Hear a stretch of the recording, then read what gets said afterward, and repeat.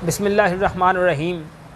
काफ़ी दिनों से सोशल मीडिया पर अहले सुन्नत की एक अज़ीम शख्सियत हज़रत महबूबुल मशाइख़ यादगार असलाफ़ हज़रत शेखुल हदीस अल्लामा मोहम्मद सईद कमर साहिब सियालवी दामत बरकातुहुम लालिया आपके मुतल्लिक़ एक प्रोपेगेंडा चलाया जा रहा है और आपकी ज़ात को तनकीद का निशाना बनाया जा रहा है, बेजा तनकीद का निशाना बनाया जा रहा है और आपके मुतल्लिक़ इंतहाई गैर मुनासिब अल्फाज इस्तेमाल किए जा रहे हैं और इंतहाई गैर मुनासिब तहरीरें और पोस्ट फेसबुक पर जो है वो अपलोड की जा रही हैं। तो काफ़ी दिनों से हम ये सब बर्दाश्त कर रहे हैं, लेकिन अब चूँकि कुछ शर पसंद अनासर अपनी इन हरकतों से बाज नहीं आ रहे तो हमें मजबूरन जो है वो बोलना पड़ रहा है। हालांकि मुखालफिन इस बात से आगाह हैं कि हम जब बोलते हैं तो फिर बड़े बड़ों से हमारी बातें बर्दाश्त करना बड़ी मुश्किल हो जाती है, लेकिन मैं कोशिश करूँगा कि बड़े प्यार के साथ और बड़े अदब के साथ चंद एक गुजारिशात करूँ।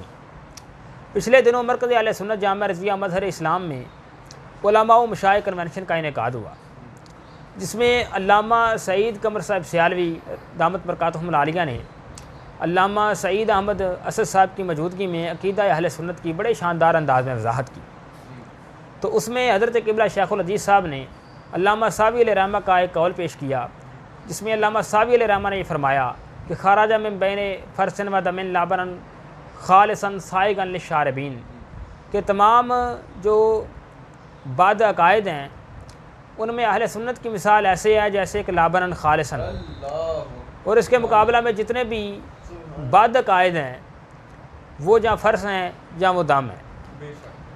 तो इसकी मज़ीद वजाहत करते हुए क़िबला शेखुल हदीस साहब ने यह फरमाया कि इत्तिहाद अहले सुन्नत का ये मतलब है कि अहले सुन्नत ही मुत्तहिद हों ताकि लाबनन खालिसन ही रहे।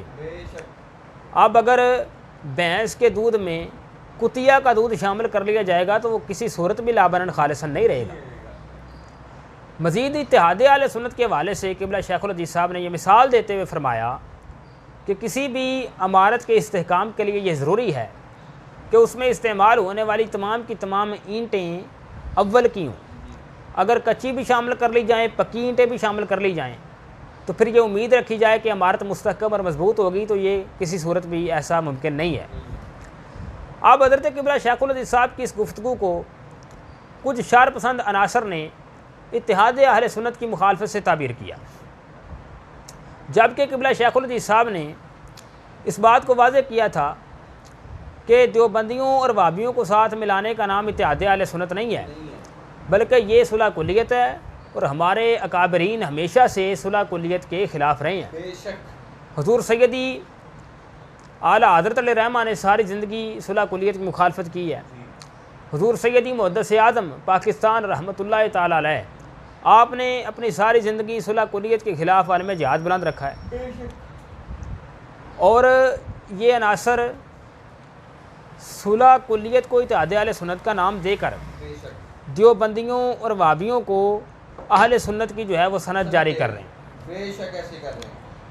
तो क़िबला शेखुल हदीस साहब ने इस बात को वाज़ेह किया कि इत्तिहाद अहले सुन्नत का हरगिज़ ये मतलब नहीं है कि देवबंदी भी सुन्नी हो जाए और वहाबी भी सुन्नी हो जाए।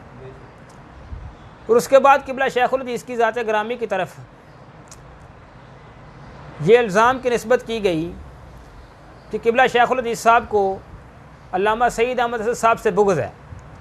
तो मैं इस बात की भी वजाहत कर देना चाहता हूँ कि अगर आपके नज़दीक क़िबला शेखुल हदीस साहब को अल्लामा सईद अहमद असद साहब से बुग़्ज़ है और अगर आपकी ये बात को मान लिया जाए तो फिर आपको इस बात का पता होना चाहिए कि हर किस्म का बुग़्ज़ बुरा नहीं होता, बल्कि एक बुग़्ज़ वो है जिसको अल-बुग़्ज़ु लिल्लाह के नाम से ताबीर किया गया है।